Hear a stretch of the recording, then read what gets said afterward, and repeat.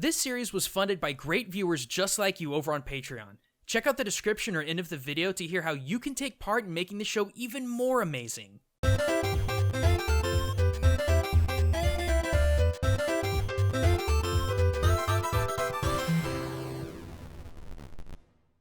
Hey everyone, Gaijin Goombah here, and welcome back to another episode of Which Ninja? The series that looks at media's most popular shinobi to see which are good and which are bad. So hey, have you heard of the critically acclaimed MMORPG Final Fantasy XIV and the award-winning Heavensward expansion? Yeah, I figured most of you probably have, given that this joke circulated social media so much it's on a freaking t-shirt. But considering Final Fantasy XIV has overpowered the MMO titan that is World of Warcraft, maybe there's something more to this game than product placement memes.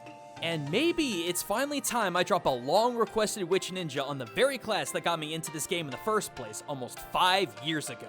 I mean, I admit it, one of the big reasons I kept coming back to 14 is that there's so much Far Eastern folklore just interjected into this game. Heck, after the Stormblood expansion release, I could do a sub-series on it alone, with all the parallels with Othar to China, Hingashi to Japan, the Azim Steppe to Mongolia, Kugane to Dejima, the Samurai Job class, the Namazu Beast Tribe quest, the 4-directional Guardian Trials, the Samurai Raid gear, the Yokai PvP gear. I am absolutely not exaggerating when I say I could do months worth of cultural analysis videos on 14 alone. But for today, I want to go back to the very first Japanese ism that got me hooked on this game in the first place. A callback to one of the first advanced job from the 8-bit era of Final Fantasy I, the ninja, and see just how true to life or lost to fiction in pop media this shinobi is. Wait, is this even a contest? You remember the joke we made in the very first episode of this series talking about bad ninja was specifically a reference to this game and this job, right?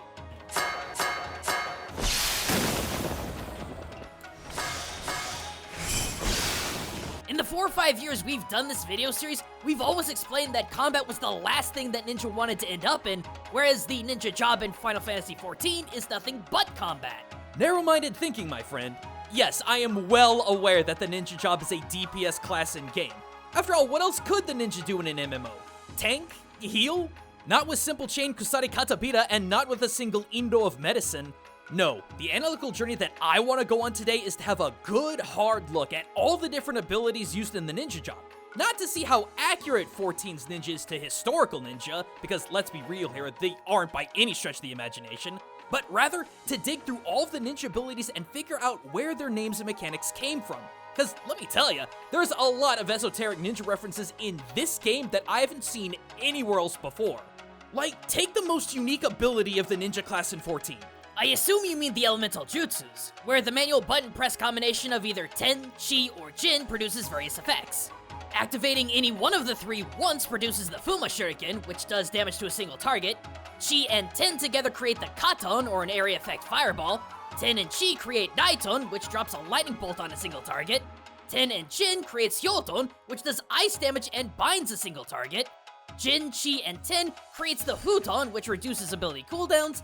Ten Chi Jin, which executes Suiton, dealing water damage to a single target and letting you sneak attack without hiding. And finally, the combination Jin Chi Ten, which produces Doton, an area of effect that deals damage and slows anything in it. Right.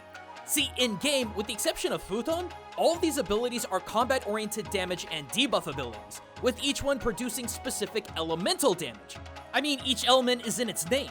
Ka meaning fire, Nai meaning electricity, Hyo meaning ice, Fu meaning wind, Sui meaning water, and Do meaning earth.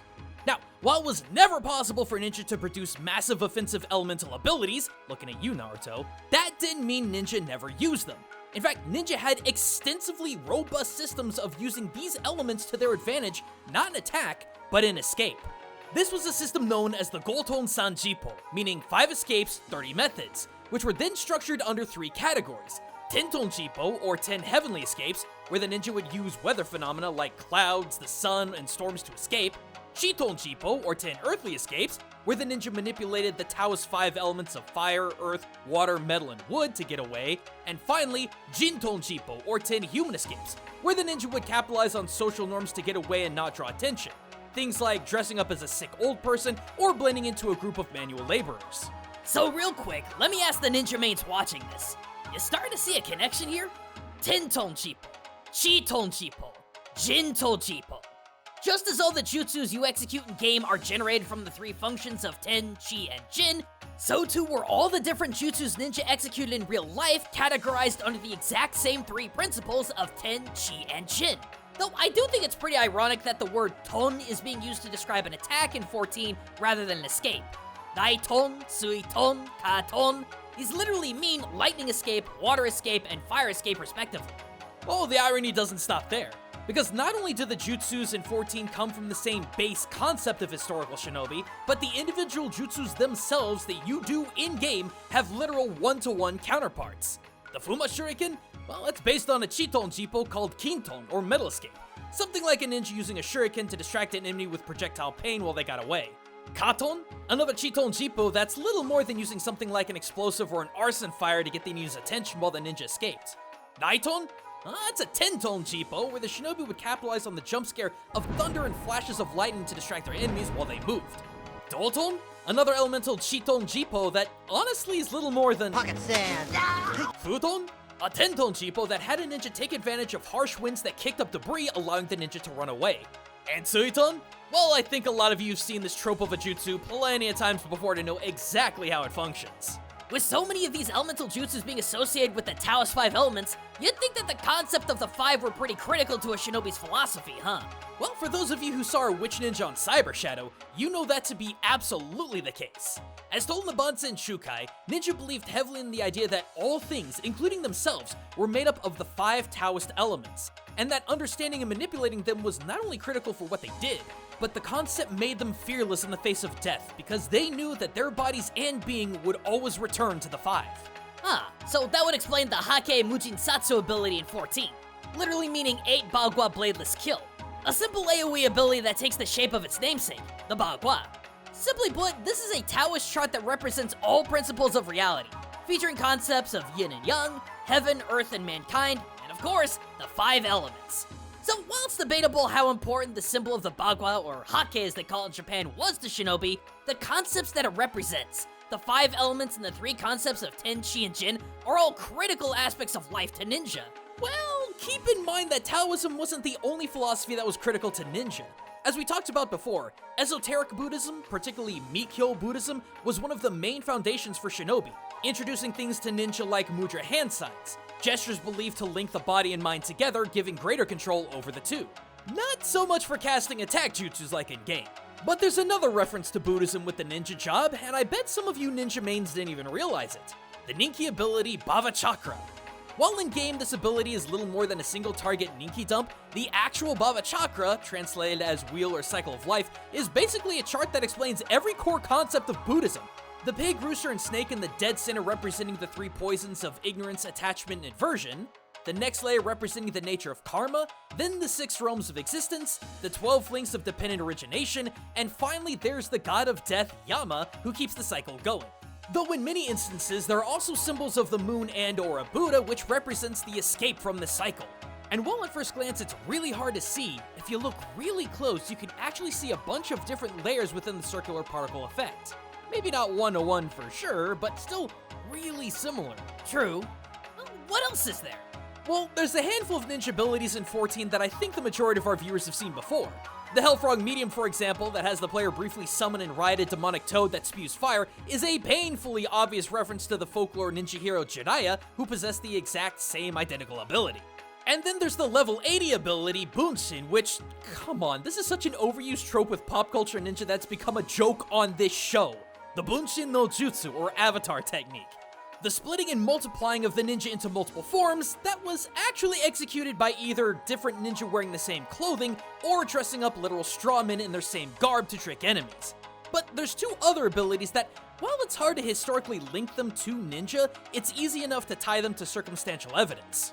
First, there's the Shukuchi ability, which has the ninja in-game choose an area on the ground to click on and then rapidly move to it. Not quite a teleportation, mind, as things like walls can keep you from moving forward, just a sort of faster than the eye kind of movement. Wait, isn't this just the Shunshin no Jutsu, where a ninja would drop a smoke bomb or Metsubushi blinder to shock the pursuer, then use that time to gain distance? I mean, in-game it sure looks like you drop a smoke bomb before fast traveling 60 feet away. The two could very easily be one and the same, but the concept of Shukuchi, or earth shrinking, is likely the origin of this idea of ninja teleportation because this was technically imported from China.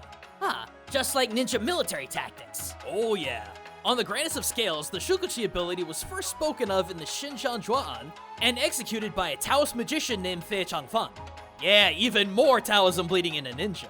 In real life practice though, Shukuchi was a martial art concept of suddenly moving into an enemy's blind spot to attack. Something I think we can all agree on that ninja would both practice and do, whether by dropping a disorienting smoke bomb or acrobatics-ing away around their opponent. Then there's Kasatsu. Now in game, depending on your level, it either allows you an extra use of your Tenshi Jinjutsus, or when you hit later levels, it supercharges either your Katon Fireball or Hyoton Ice attack. Either way, you also get an attack bonus. Now, linguistically, Kasatsu literally means life or death, but conceptually, it's part of a proverb called Kasatsu Jizai, which is having the freedom and power over life and death, to attack or protect in a militant case, but in modern times, usually refers to someone who can make or break you, like your boss.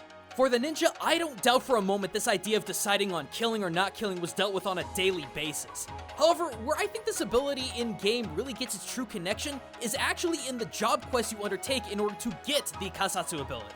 Now, I don't want to spoil too much, but let's just say that the entire story of this quest revolves around the ideas of father-like superiors and their decisions to either protect or destroy.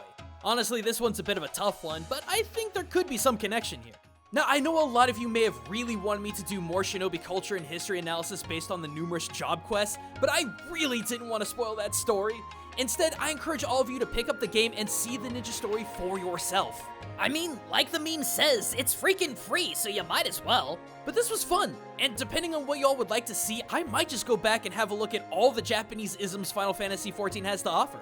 But either way, thanks for watching everyone, with a tremendous thank you to my patrons. This month was absolutely wild, with all the possible subjects down to a 3-way tie if my own vote was included. So I just decided to do the one that I was most hyped for. In fact, I might actually pop this game into our regular Twitch streams every Tuesday, Saturday, and Sunday at 7 p.m. US Central Time, but we'll just have to see. Otherwise, be sure to sub up, get notified, and never miss out on our bi-weekly uploads right here. And don't miss out on our other channel, Gaijin Perspective, where I get a bit more personal and broader with topics about Japan and anime, with those releasing in intermittent weeks that I upload here.